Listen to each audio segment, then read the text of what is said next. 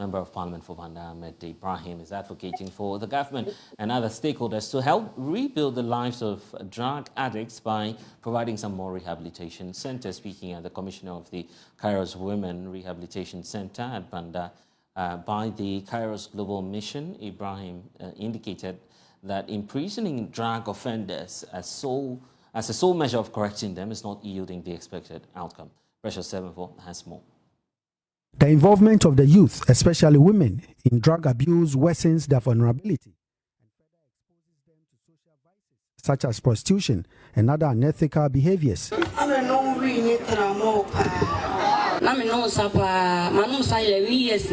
Kairos Global Mission, a Christian NGO based in the USA, to rebuild the lives of such women, has built a rehabilitation center for women at Banda Hinkro in the Bono region. Because my phone coming yes come friend did come sansunim na me imagine say me ya to nanso me ba ha no mama ka kire me say mama nyesa obeboa me ampa so ahwe me nti me ka say asida enkan ewade. Banda Kairos Ladies and Children Home aims to take in over 20 women in future, but 5 are now undergoing a life transformation process in line with the mission's goal to reform and reintegrate addicts into society. Reverend Anna Draw is the president of the mission. Most of the recovery programs or rehabilitation centers are devoted to men. In fact, in the whole country of Ghana, I know of one in Accra for women. But in this remote place, we have a place where women can come out of their suffering. It needs to be in a place like this, in-home care. The addiction is just too strong. In this place, women can recover and learn new skills and recover their ability, recover their identity as whole people, and once more leave this place with the ability to engage in society, to work, to raise their families, to raise their children. At the commissioning of the center, Banda MP Ahmed Ibrahim urged the women not to be ashamed of their past, but to strive to become better. He called for a different approach to dealing with drug addicts instead of imprisonment. What I'm saying is that, one, there must be rehabilitation centers so that you don't keep on piling the people into the prisons. Like the man said, even in the cells or in the prisons, they still continue to abuse the drugs. So if there are rehabilitation centers and you bring them to rehabilitation centers, it can help them to transform and reform the people and bring them back into the society. So that is the prevention is the best way to go, and that's what I'm advocating for. There are people in Ghana who are richer than this woman herself. So if she can volunteer to come and do this, why can't our rich men in the country do it? The Church of Pentecost has done about 3 prison cells where they are rehabilitating and transforming the lives of drug addicts and all people who have already been pushed into jail. It's not everything that government can do. Board member of Kairos Rehab Home, Superintendent Jeremiah Ahale, while urging the youth to avoid drugs, appealed for support to sustain the home. The law says when you use it, this should happen to you. When you sell it, this is what should happen. A judge cannot use his discretion to reduce the punishment. So the best way to go is what we are doing. And you know, the moon hano. Some so nyamenshira say mumwa eyesika. And maya very umudidi. Precious Semevo, Joy News, Banda. Okay, we focus now on the economy because government appears to be in a turf war with independent power producers over the proposal to restructure the over $1 billion owed them. Joy News is learning a proposal for debt exchange has been tabled and presented to the 6 independent power producers for study and approval, and some have already committed to the deal. And all, government is seeking to restructure some $2 billion of the $23 billion it is, which is accruing here in the energy sector. Let's bring in Isaac Ofieje, data analyst here at Joy News, helping us to understand what's happening. But there's implication for the energy sector. We'll talk about that shortly. But let's look at the figure and all. How did we come to this?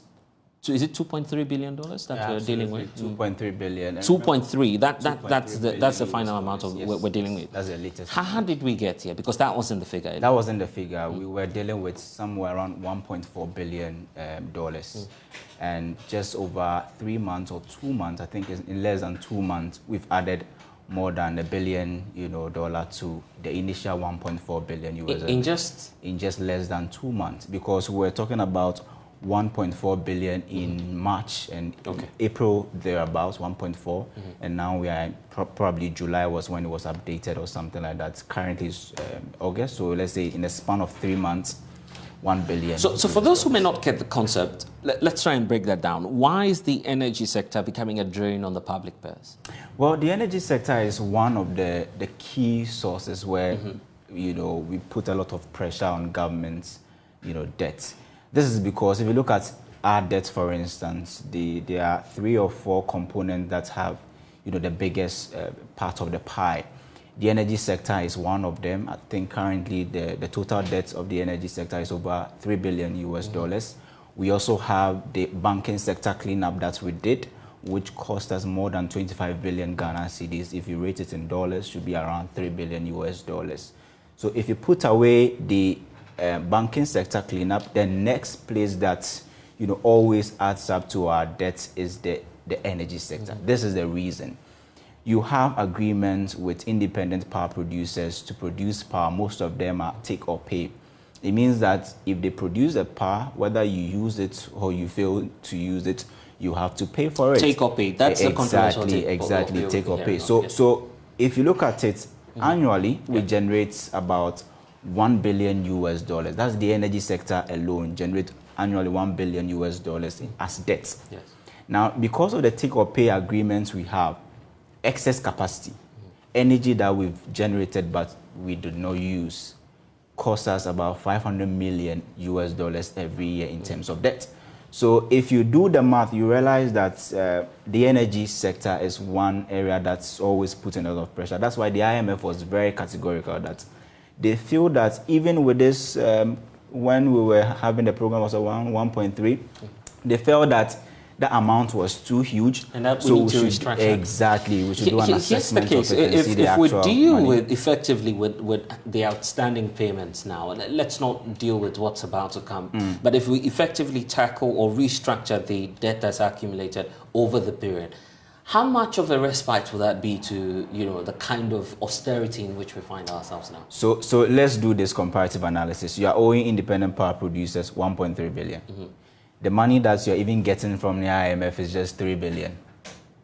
Wow. And even the first tranche, you just got 600 million. So if you are supposed to pay all these debts, then it means that the money that IMF is even giving you for this year, because this year we are expecting 1.2 billion US dollars from the IMF, it will not even be enough to pay the independent power producers. But their stance is very clear.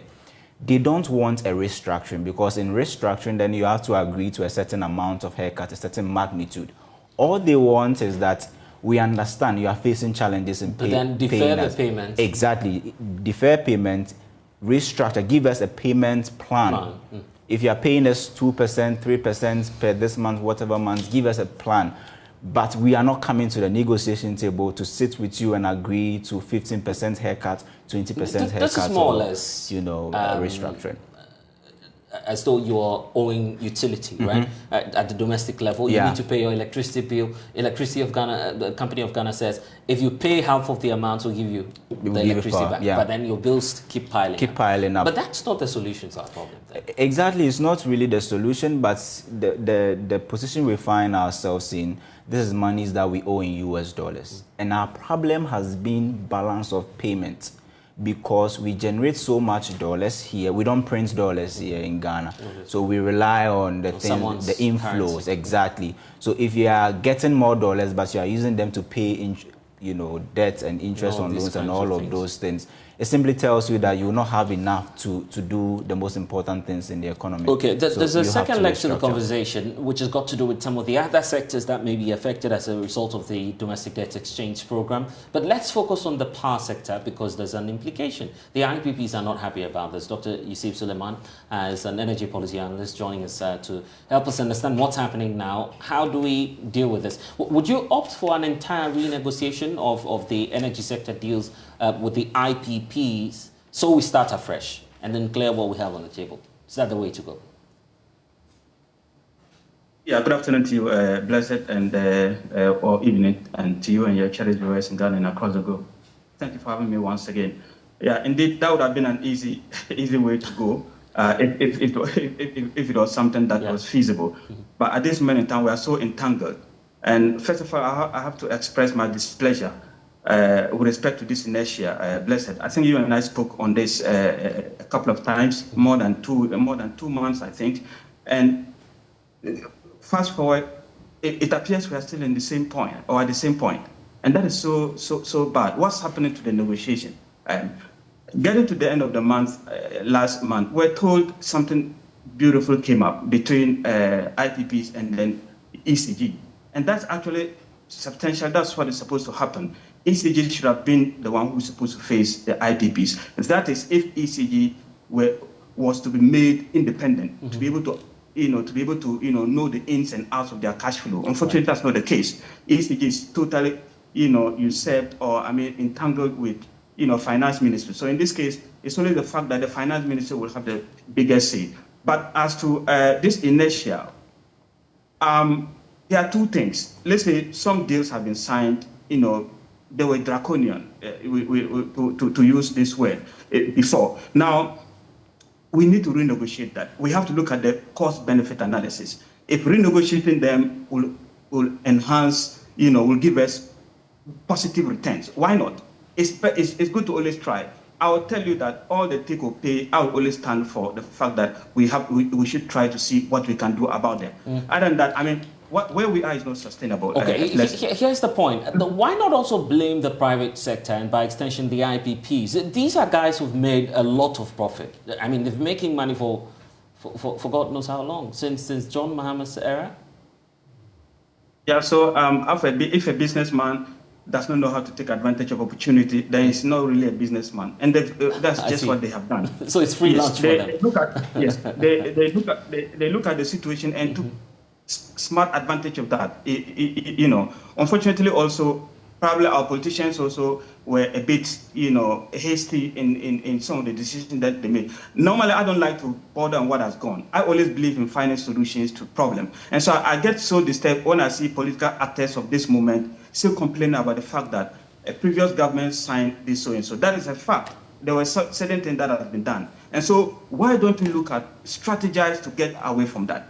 What we are doing now, and the very good question you asked, my good brother, is an excellent one. Is it sustainable? That is not sustainable. What we need to do is to enhance the efficiency of the entire value stream, the generation, the distribution, and then the transmission. In fact, Blessed, if we are phenomenally efficient, whether take or pay or take and pay, it makes no difference. And this is the reason. See, even so demonstrate that to us, for instance. Yeah, so this is what I'm trying to say. If you are doing assuming take or pay, yes, and then you are able to maintain your uptime, you develop your infrastructure to the extent that you can always run everything that you purchase in terms of the installed capacity. What stops us from exporting power? What stops us from building our infrastructure, especially the transmission bit, to be able to export power? We keep on complaining that we have about 5,000 installed capacity, potential capacity that we can, bring to life if we should have, utilities, or let's say gas to do that. Yet, if you look at currently our peak demand at some times and what is available for us, we are sitting on tenterhooks, and I always say that. And so it wasn't surprising that whenever you have a glitch with respect to Ghana gas operation, we have a semblance of doom so. What it tells us is that you don't have any excess capacity. Don't say that you have any excess capacity. So whatever is there, why don't we channel our energy to take advantage of that? Because it's already there. Whilst we also look at restructuring, but I always say that if we want to restructure, let's pursue that. But if it's going to worsen the situation, let's just think of a way. I'm looking at the books now. And based on what Isaac is just telling me in studio here, dealing with the 2.3 billion is not the end of the story. Certainly not. You have the debt piling up by the minute, if we have to say. Once the power is on, we are indebted. That's how bad the situation is. So why did we put ourselves into this precarious situation? And that's a fact. So what I would say is that we need to improve our efficiency. I'll repeat it. That's the way out. And that's why I said even if you take or pay, you are doing take or pay, and your uptime, you are able to put all the plants online. You will have the sources that you can send the power to. You shouldn't even be worried about making capacity charges because the plants are always running and people need power. Yet we are not doing that, and the reason is just because of inefficiency. Now, coming back to what you've asked me, yes, I think ultimately there will have to be some restructuring of a sort because what is there? There's no way we can meet it. Even the IMF loan we are going for, 3 billion. Look at the kind of hassle we are going through, cutting everybody's head at the end of the day, you know. So that is not a situation that everybody likes. But at the end of the day, what I want to propose is that the government has to be forthcoming and forthright with this kind of negotiations. You don't expect somebody to do 100% debt restructuring with you at this moment in time. When you are also even interested, you have interest in even renegotiating, you know, some of the power pitches that they have, you know, power over, or they have control over, or they have strategic advantage over. If you look at it on every angle, the IPPs, they have so much competitive advantage as compared to government of Ghana. And so what we need to do, let's divide it. If it is 60% that we want to do the debt restructuring, let's have a payment plan. I think at all this point in time, there hasn't been anything like that. Okay. There hasn't been any payment plan of a sort. Right. We need to go. We need to go. But let me find out from you your thoughts on this. Yeah. If the IPP's worst case scenario, and that's how I'm looking at it, because anything can happen. The deadline's passed. The government hasn't settled all the bills. If the IPPs decide to pull the plugs, how long can we go without them, without the IPPs? Really? How many months? How many days? We'll crumple. Blessed. We can't survive without the IPPs at this moment in time. And I'll tell you why. If you look at what is happening, our total generation mix, they are a huge force to reckon with. The entire thermal base is mostly occupied by the IPPs. And we are talking about 65 to 70% of that. How can we survive? Even the common glitch in Ghana gas, we are having to solve. Not even the IPPs will take out power. So yes, IPPs taking out power, and then if you look at in totality, whatever they contribute in a day, let's say what Ghana produces, they are almost getting closer to 50%. Wow. Blessed, that's what we're talking about. Wow. Closer to 50% of the power. If such a person pull off the plug, and I think they are also sensitive to Ghanaians' plight, maybe that's why they are still doing all this. And so yes, we cannot survive. It's very difficult to survive. We would have been able to survive if our renewables were forthcoming. Unfortunately, we can't bet on them. We haven't diversified our generation source, and so we are still dependent on the thermal base. So until we break out of the thermal base, diversify our generation portfolio, bring in a lot of renewables, you know, to relieve that much of pressure, we can't do much without the IPPs. Okay. Now I get the scenario. Thanks, Doc. I get it clearly. You give them a haircut, they pull the plugs, and there won't be any haircuts in the sector anymore. But thanks for spending some time with us, Dr. Yusuf Suleiman. But the haircuts will continue. Absolutely, maybe because we are not the ones, you know, holding on to power. The fact that government has been insisting for more than 3 months tells you that there is possibly an external force, you know, possibly one of the conditions. And that might be the IMF conditionality. Because mind you are restructuring Euro bonds, which are in dollars. So if you are telling us you have challenges with your balance of payment, that's why you are restructuring dollar-denominated bonds, then why are you not looking at IPPs who are also around $2.3 billion US dollars? As for the IPPs, and possibly I just hope we don't go there, because we all need the light. Yes. I mean, we all need. Let me introduce some shocking statistics. If you look at our total installed capacity, it's around 5,481 megawatts. IPPs contribute 75.4% of that installed capacity. Now, dependable capacity is around 4,975 megawatts. IPPs control 83.1% of it. And IPPs, their installed capacity is around 4,132 megawatts. So if you compare it to the total one that we have, it means if they shut down, we are going to be in, you know, very hot waters. You know. So that's the reality. Any comments from the finance ministry on what they intend to do? Well, I think the only thing, you know, the only reason why IPPs are still, you know, producing is because the more they produce, the more the money also goes up. And then they have the assurance that once the IMF and the World Bank are in the picture, they will surely have their money. So why don't you produce and, you know, still have your money back later on? So defer the auditing, defer the haircuts, and you make more money at the end of the year. For the haircut, it looks as if they will definitely get the haircut. Okay, let's see if Ken Oferiatta will get some power to do the haircut. Because if they pull the plugs, that's it. You can't do any haircut again. No, not at all. I'm just being kidding with that. But thanks for joining us, Isaac Ofieje, with the latest on what's happening in the finance sector. But we're also looking at health when we get back from the break. The Ghana AIDS Commission revealing to us now that there are more than 100,000 persons carrying the HIV virus in Ghana. Maybe that's close to you. You never know. So we'll tell you about it when we get back. Please stay. And thanks for staying with us. The Ghana AIDS Commission says there are more than 100,000 cases of HIV in Ghana. And these people carrying the virus are unaware and continue to spread the disease. This is the latest we're receiving from the Director General of the Ghana AIDS Commission, who says that the Commission has mounted an aggressive search for these persons to bring them under treatment. He made the revelation in an interview with Joy News Head of Health Desk, Fred Smith. Shortly, we'll bring that after announcing the country's latest HIV figures at a news conference in Accra. We'll bring that to you. But first, though, let's look at the figures as we have them. But before we do all of that, the Director General has been speaking to Fred Smith. Let's listen in.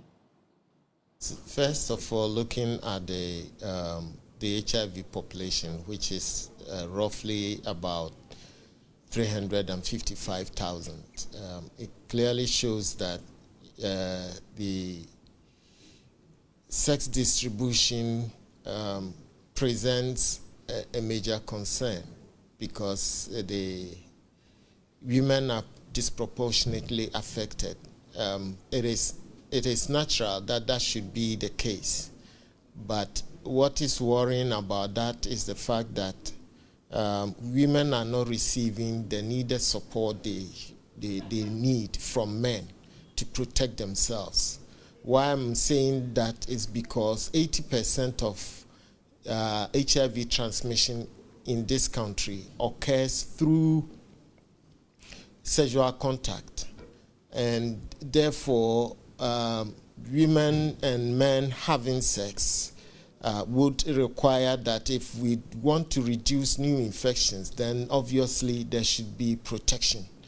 And protection means wearing a condom correctly and consistently anytime one has sex, especially if the sexual activity occurs outside a stable relationship like marriage or something like that. And so that is a major issue for us.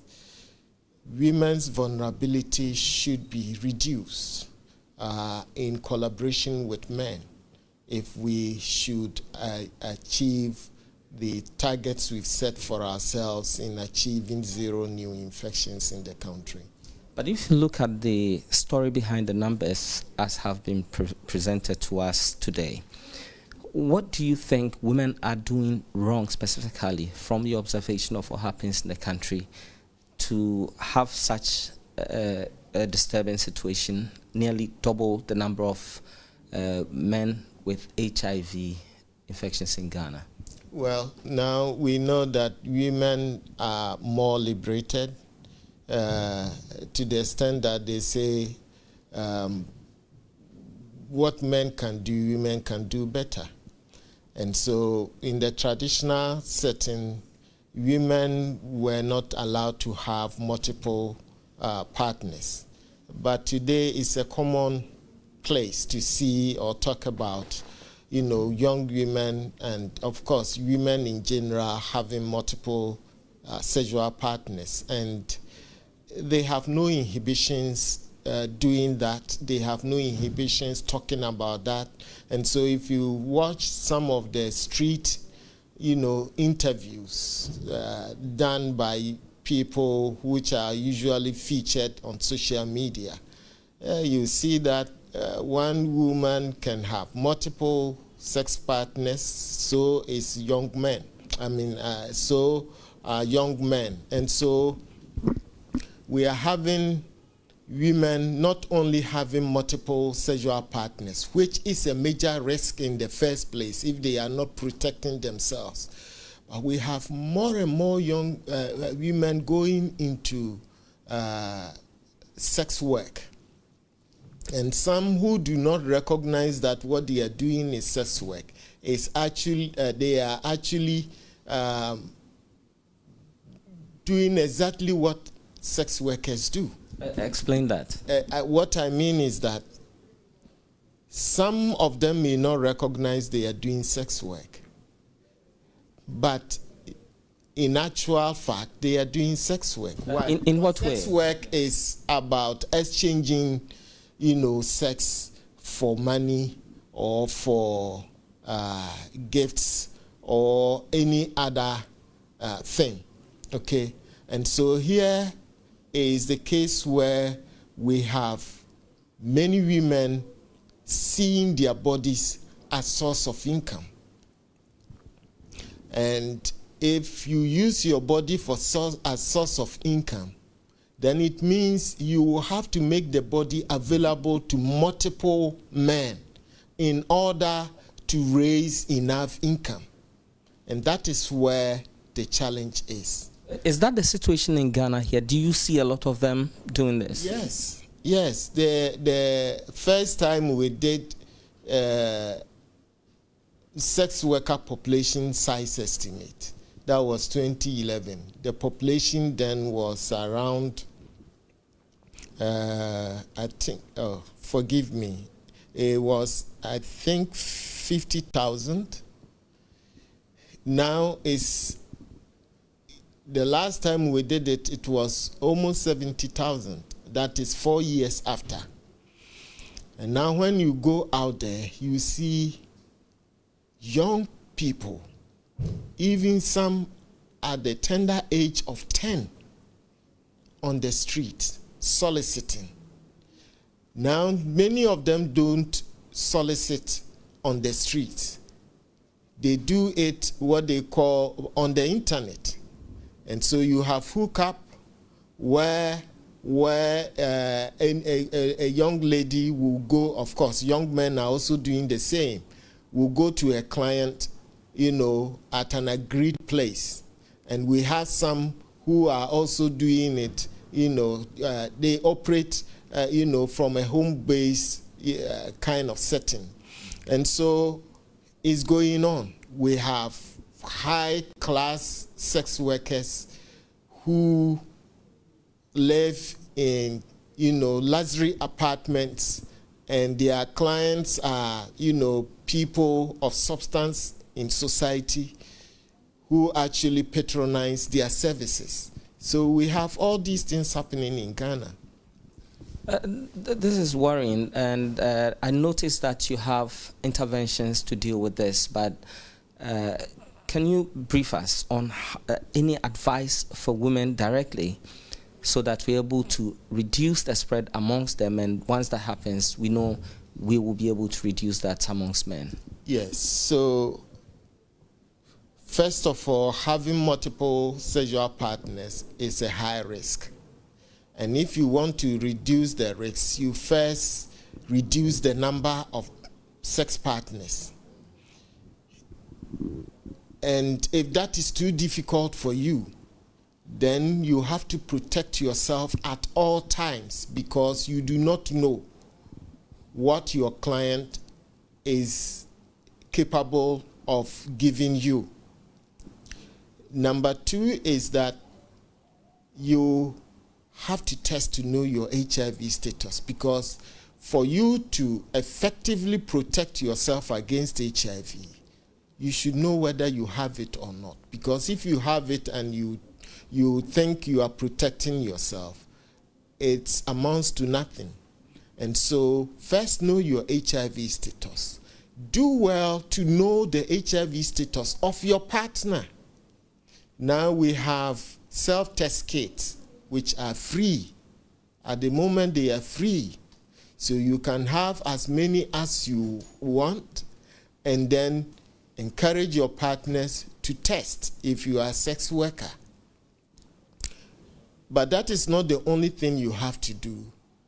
You also have to be mindful of the fact that you are exposing yourself to not only HIV risk, a risk of contracting HIV, but other sexually transmitted infections. You may not even be prepared to get pregnant or make somebody pregnant if you are a man. And so you have to take all these things into account. and protect yourself. Realistically, you know the economy is getting tougher by the day, and people have to find ways and means to survive. Do you think this message, yes, as good as it may be, do you think people can easily accept and practice them as you've preached? Right. Yes, the economy is tight. Life is difficult for majority of Ghanaians, but there is consequence for every choice we make. And so you must be mindful that whatever choice you are making today has a consequence. And the consequence is that if you are engaging in sex and you don't know your status or the status of your partner, you should understand that you are actually engaging in a risky activity, or you are putting yourself at risk of not only HIV, but other sexually transmitted infections. That's number one. Number two is that selling your body is not the only way that you can make livelihood. There are a lot of things you can do to keep yourself going. And I think one should consider such options as well, and not look at only the easiest way out of the situation, because there is nothing easy anywhere. When you get infected with HIV, it's going to change your life for the rest of your life. Why? Because even when you are on treatment, you will not be cured by the treatment, which means you will live with it for the rest of your life. Is that better than living without HIV? It's a question everybody has to, answer for him or herself. But we're seeing a lot of these cases in the Greater Accra region, Ashanti region. What's accounting for the high numbers in the big cities? Well, the literature clearly shows that urbanization has got a lot to do with HIV infections, and not only HIV, other epidemics, we see the same trend. And in the urban settings, people have to do a number of things, especially migrants. You have on the streets of Accra many young people who have traveled from far places to come and make a living here. They don't find the jobs, and so they end up on the streets. And surviving on the street is difficult. So they need to get involved in street-based commercial activities. That doesn't earn them much, and they have to supplement their income.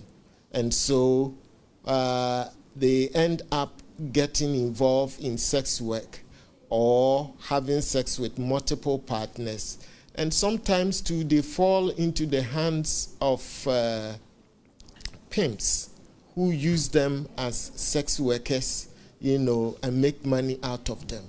And so the urban environment creates a lot of challenges for people who may end up getting HIV, because accommodation is, inadequate, and so people have to sleep rough, and sleeping rough means being exposed to all kinds of, challenges.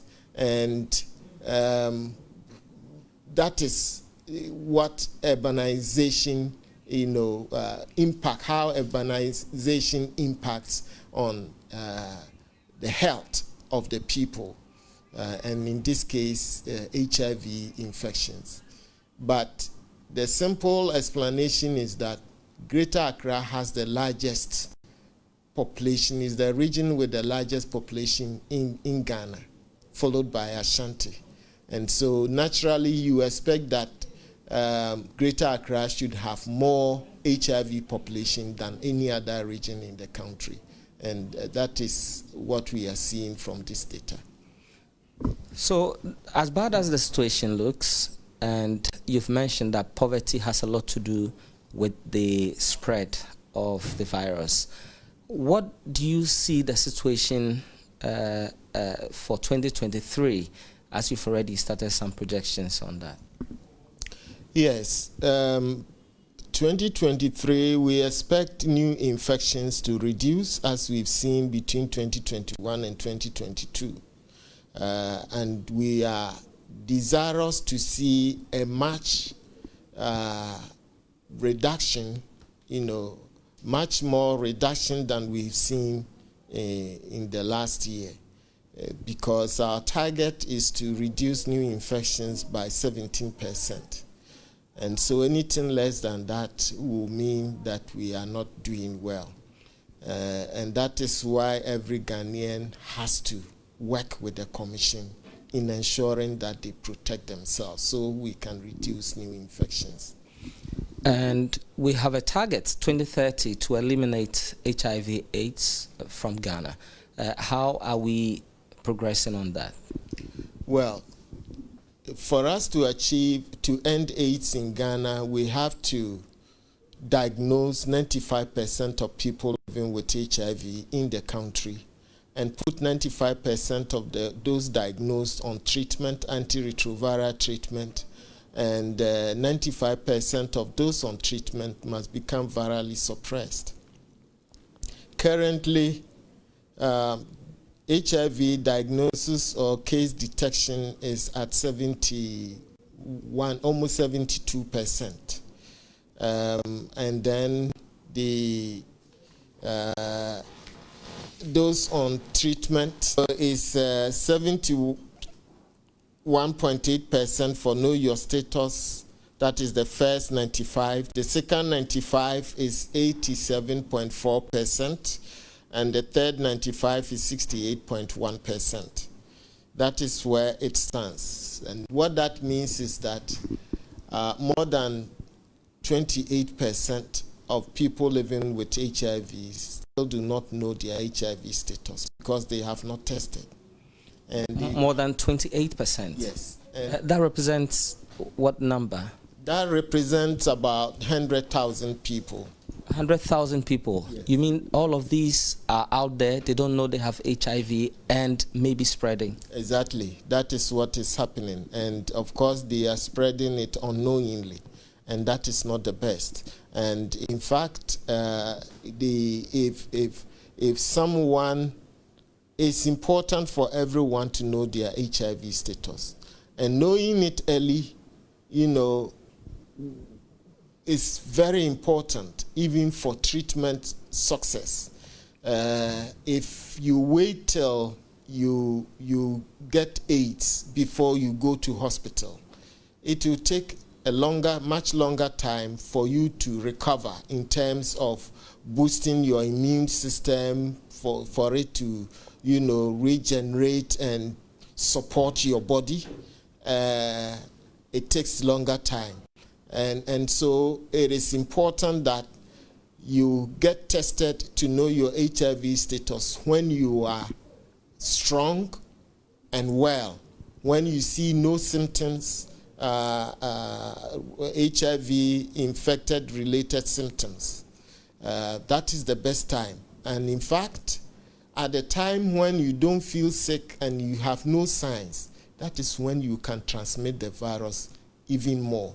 Why? Because being in the acute stage of infection means that you are highly infectious and you transmit the virus, more than somebody who is not in the acute state. And so it is important that we test to know our status as early as possible and go on to treatment so that you can prolong your life and have a healthy life and productive life. And briefly, are you on the search for all of these 100,000 people? Yes, we are. That is why we launched the self-test campaign 2 weeks ago, because there are people who are underserved when it comes to HIV services. Some are hard to reach, and they may not have the opportunity to get any of the services. And so bringing testing to their doorsteps, and the self-test kits are being distributed in the communities. So bringing it to their doorsteps will enable those who fear to know their status to at least start the process by testing to see whether they are reactive or non-reactive. And if they are reactive, then they can go to health facility and have further diagnosis and management. And it is very critical that everyone gets to know his or her HIV status. Finally, are we going to be able to eliminate HIV/AIDS by 2030 per the data you have? It's subject to a number of factors if we could be successful in this target. Number one is the cooperation of Ghanaians, taking HIV seriously and eliminating the current level of high complacency and taking HIV as a serious matter and protecting themselves. That's number one. Number two is that we have the strategies to achieve it. We have the policies, we have the programs and the tools to achieve. We have the human capacity to achieve the targets. However, we don't have the resources to provide the services that will enable us achieve the targets. And that is where one of the major problems.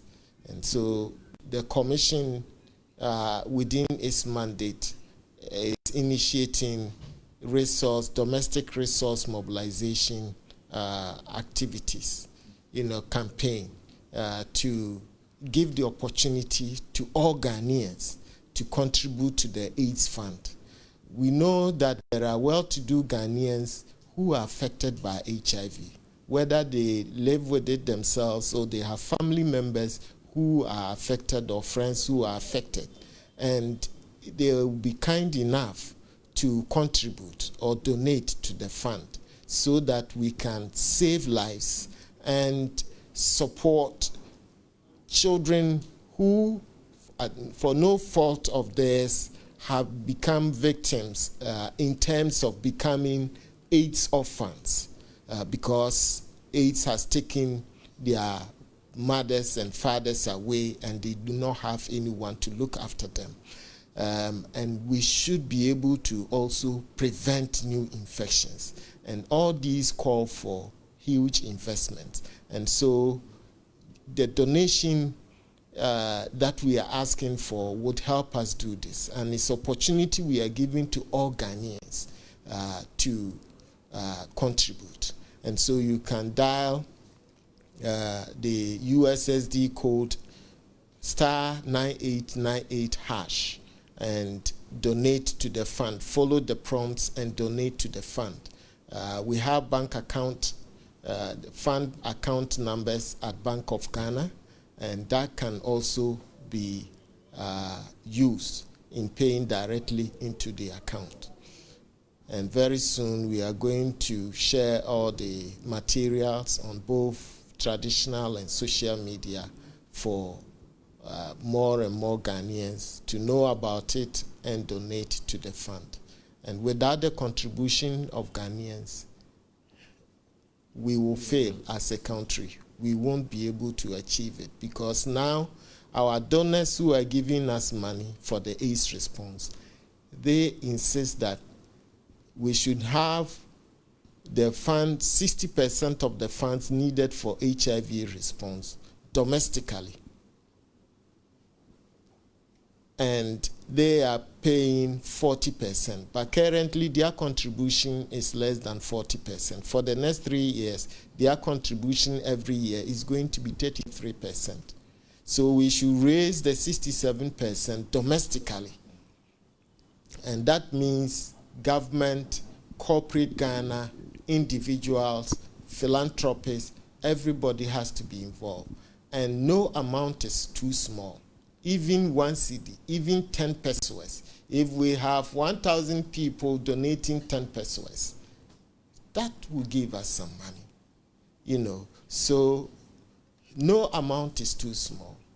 Please feel free to donate to the AIDS Fund for us to save lives and prevent new infections in the country and support those who are affected by HIV, for example, AIDS orphans. Thank you.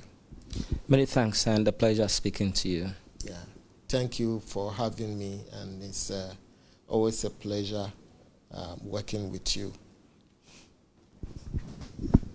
Thank you. Yes. In that quest to enlarge its revenue base, the National Lottery Authority has launched a new draw machine to aid its gaming activities. Director General of the National Lottery Authority, Samuel Oku, revealed that random number generators have been procured to aid corporate promotions in various institutions. After 27 years, the National Lottery Authority is doing away with old and obsolete machines used for its various gaming platforms. The authority ushered in new technologically advanced machines for efficient and reliable draws. Director General of the National Lottery Authority, Samuel Awuku, says the new equipment are in line with the modern dictates in the industry. It has become mandatory that after 27 dedicated years of service, we phase them out. This is by virtue of the inability of the godmother machines, as we used to call them, to function as they should. Additionally, the Honorable Minister, the machines have become obsolete, and their manufacturers are no longer producing the spare parts needed to sometimes fix them when they break down. This has become increasingly challenging to the operations of the National Lottery Authority. Minister of Defense Dominic Nitiwol has issued a warning to illegal private lottery operators. He indicated that in order for the state to profit from cash generated by lotto operations in Ghana, the sector's illegalities must be addressed. We cannot allow private people to hijack what is duly yours. Let's follow up and ensure that people do not commit illegalities in the lotto industry. It's not acceptable. Just Africans here, they take more than 10 times what you do here. Nigeria is more than 100 times what you do here. Lotto should be a cash cow, and we must flush out the illegal people to ensure that Lotto is a cash cow to the nation. So how is the NLA dealing with illegal lotto operators? Here is the Director General of the National Lottery Authority, Samuel Awuku. We're also going to go tough on the illegal lotto operators. You heard the Defense Minister. The NLA, together with the military, the Ghana Revenue Authority, and the state enforcement agencies, we are going to go after all these illegal operators who are wielding almost 600 million cedis every year illegally by operating lotto, and do not contribute in any way or form or shape by paying their taxes to support the state. Neither do they support good causes. So you have very few people amassing all these and not supporting the state. The new initiative by NLA is expected to give people multiple chances to win. For Joy News, Jacqueline Ansuma Yeboah. And Stephen Hebeji was sentenced to 8 years in prison for defilement.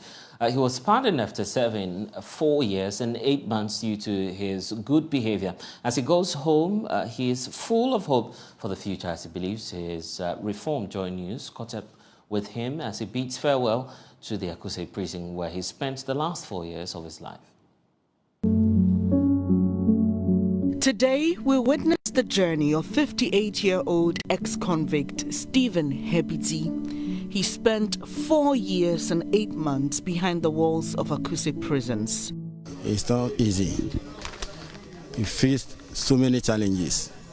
some our food is not enough for us. In terms of the food is not accurate, and if you are sick, to no car to take you to hospital, or you don't get any accurate medicine for you, and some things we are facing a cloudness. We are in a small cell, about 60 people, 80, 64. That brings sickness, more sickness in the house now. On Saturday, July 29, 2023, he gained his freedom. I miss home a lot. I miss home. Now, yes, like I'm in heaven. That's why I don't have anything in my pocket, but I'm happy. I'm happy. So I'm going home. Today, like this, I have to take some heavy food because the Zontole, it didn't satisfy me anyway, so I have to take fufu and light soup. That's what I want. Let's see. As he leaves the prison, he emerges a man of both sorrow and hope, ready to embrace the freedom that awaits him. But I live home for a long time. My wife and children and the family all. I miss them a lot. I know so many things are spoiled in my back. I'm a worker at 8 years, Akosomutes Limited, before got the problem. And now my job too has got spoiled. So I hope only God can help.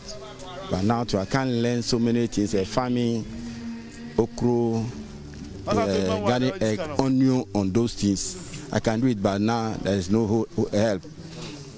There's no help for that. So I'm praying to God to touch somebody to help me to continue farming or something like that to take care of my family. The struggle in prison was immense, and Stephen found solace in the small acts of kindness that brightened the darkness of prison life. The happy moment is only if we get visitors come and visit us, at least they give us some food and these things. That's why we feel it all right. That is only happiness you get. The reason I have no happiness, apart from if you get some good food or something like some people come with word of God, we listen to the word of God, we drum, and that's all. If you go, that's all your mind go back to the old system. But his journey to redemption was not just about surviving prison life. It was about breaking the cycle of violence and criminality that perpetuated within those walls. I can say we are missed with those who get murder case, armed robbery and robbery case.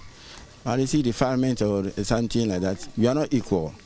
But they miss some of the guys, instead of the kind of stealing, they can learn different kinds of character.